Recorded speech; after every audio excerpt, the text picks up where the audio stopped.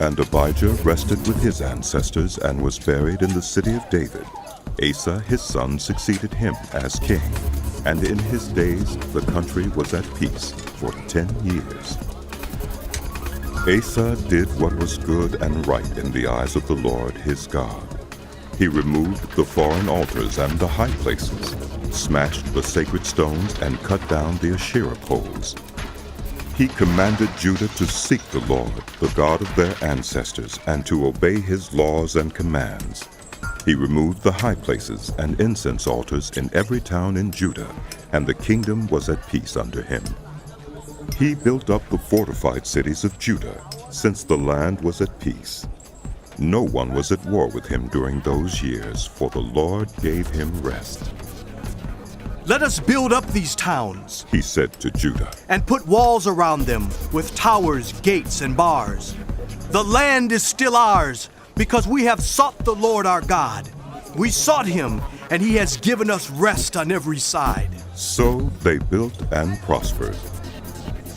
Asa had an army of 300,000 men from Judah, equipped with large shields and with spears, and 280,000 from Benjamin, armed with small shields and with bows.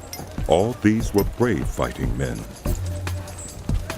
Zerah the Cushite marched out against them with an army of thousands upon thousands, and 300 chariots, and came as far as Mareshah. Asa went out to meet him, and they took up battle positions in the valley of Zephathah near Mareshah.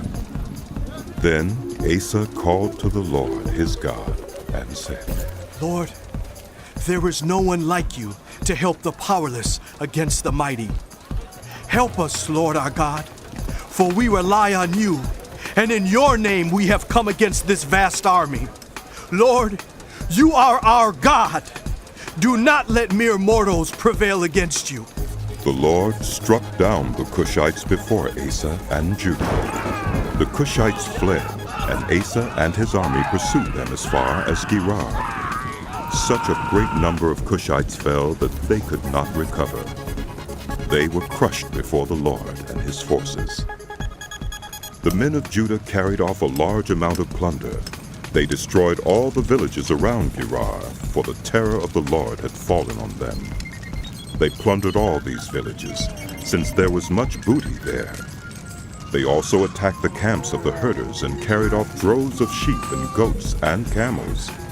Then they returned to Jerusalem.